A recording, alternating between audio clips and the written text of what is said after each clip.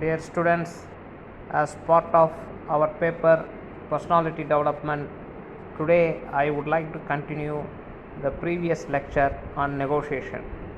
So, this topic on negotiation has been divided variously, and in the last lecture, I discussed about introducing this topic named negotiation. And today, I would like to speak a few main points on the principles of negotiation, which is the second subtopic as per your university syllabus. There are 6 very important components or principles that have to be followed when you negotiate with your contemporary. I make use of the word contemporary here because nobody is an enemy, and an enemy is only a temporary word, and an enemy after a successful negotiation may become a friend also. So, these 6 main points are: be prepared, have a strategy, know when to stop talking, mind your manners or be respectful, find the influence, and finally it is your offer and closing the deal. So, these are the 6 important components of the principles of negotiation.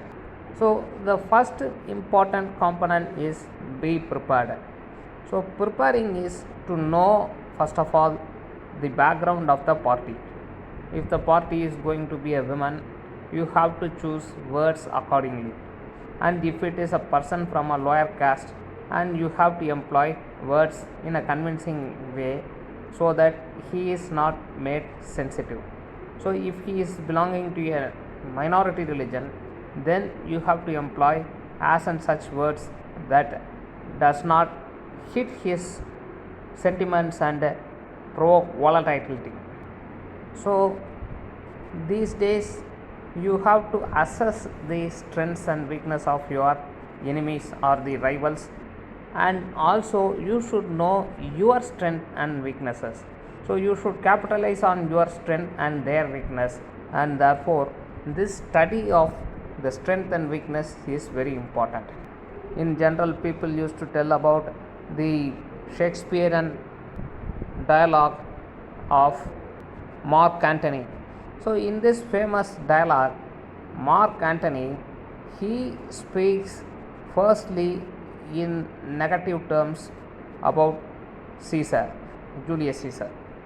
So, he starts with a negative note and he praises Brutus, and gradually he picks up and he undermines the importance of Brutus, and he highlights the importance of Caesar and provokes the public to go against Brutus, and therefore this is a kind of a strategy. So, such a strategy, if necessary, you can use, because diplomacy is very important as far as negotiation skill is concerned, because you have to achieve some target in negotiating, and therefore you have to be very diplomatic in making your negotiation.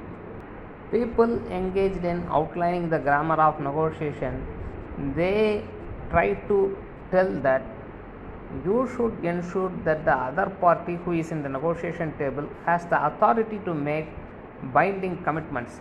So, if somebody is coming and talking on behalf of somebody, and the person who is actually has an interest in this negotiation may not fulfill the commitments.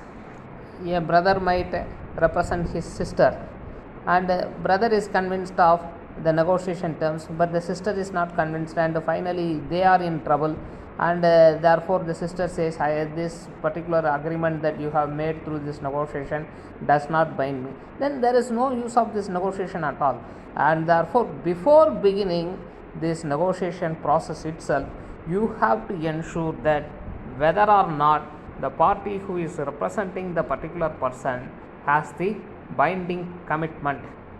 Secondly, there ought to be a strategy that has to be followed by you, but the rival persons should not be understanding the strategy, and therefore you may start with an offer.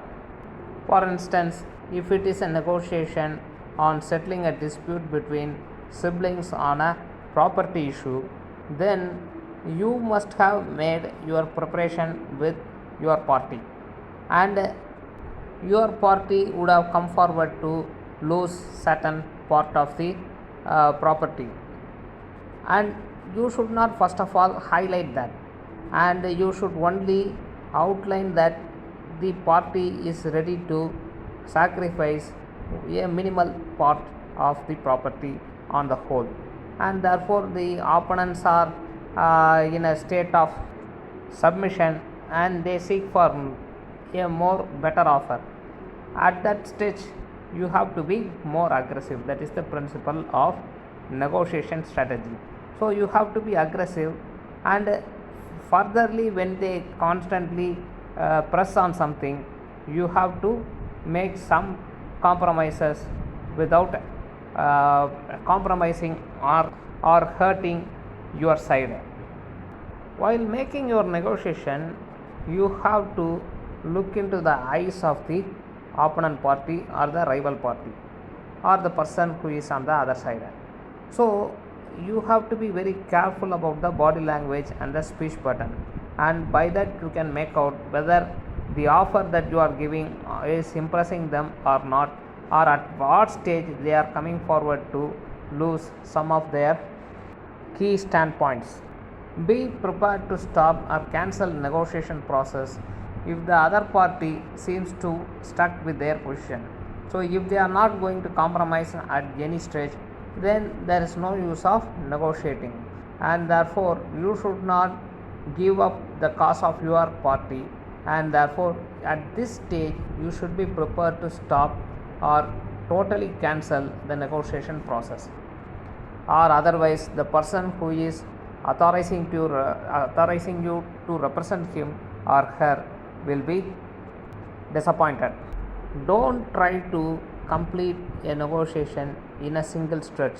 So if there are some things to be compromised, you have to consult your party, and it improves your image. If you say that my party will not agree to that, let me speak with that party and I will try to convince him on the merits of your side, and if he comes forward to sacrifice whatever has been expected by you, then I will come for the next negotiation and let us continue, and in such a fashion you have to make your argument.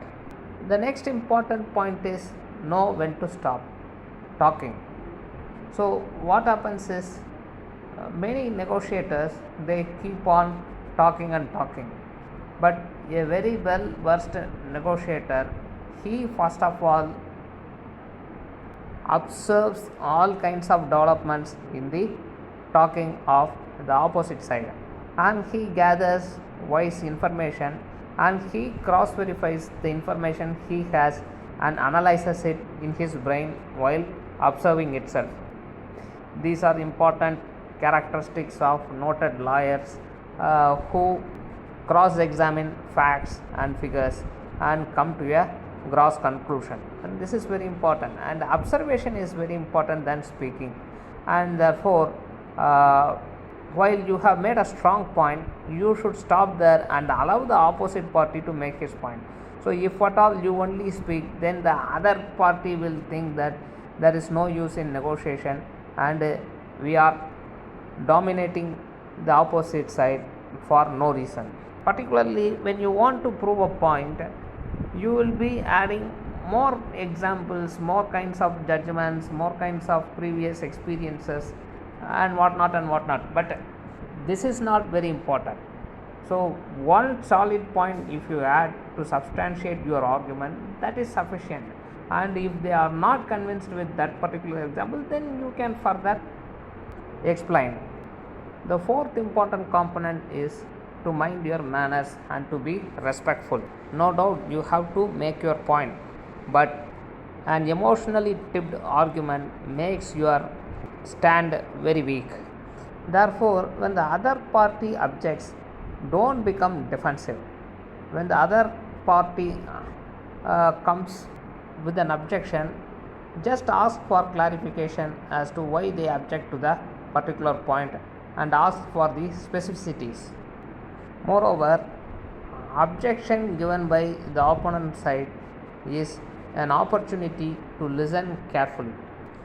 Negotiators such as lawyers, they face a lot of cases in a particular week or month, and therefore memory sometimes tend to fail them, and therefore listening to the opposite side may give an opportunity to think about the previous developments in the case, and they can negotiate better. And therefore objection is only an opportunity, and therefore never interrupt when the opposite side they make their point. Many people they try to win their argument, but this is not important. Winning the case in entirety is important. For example, if you are riding your motorcycle properly in a road and somebody comes in the wrong side and hits your motorcycle, and you are making an argument that you came in the right side only, and you have won the argument also, but the fact is your motorcycle is badly hit and you have to spend rupees 5000 or 10,000 to get it repaired. So that loss of rupees 10,000 has to be compensated, and arguing and saying that I came in the right side and justifying your point has no meaning in this context, and therefore entire argument has to be win with substantiated evidence is important. The fifth point is on finding the influence. Patience is very important, and therefore you should not expose whatever evidence and witness you have in your hand, and you should hint that you have the maximum strength to win the case. For example, if a court has ordered you to produce counter argument in a case where you are indicted, first of all just submit your side, that is called wakalat in the court language. With the filing of wakalat itself, many cases stand pending, and therefore don't try to rush up and put your affidavit in the table at the earliest point of time, because the opposite side will take your affidavit and they will prepare accordingly, and therefore you should not give such an edge to your opposite party, and therefore be very patient. If you have some evidence or witnesses in your side, you do not expose them in the very start of the case. You have a gradual development in which you expose them, and your rival should be shocked and should be captivated by the way you take the negotiation process, and that brings you success.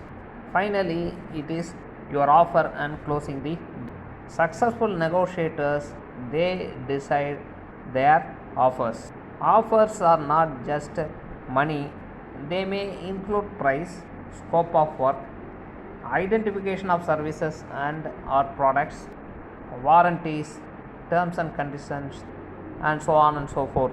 So as explained earlier, the case is won by you, but the offers made by the opposite party is totally followed is in no way making clear that the case has been won your side. So the condition should be made by you if you have won the case. Apart from this, what you have to necessarily know about negotiation is negotiation requires a sense of timing. There should be a rationale of timing, and you should not unnecessarily prolong the negotiation process.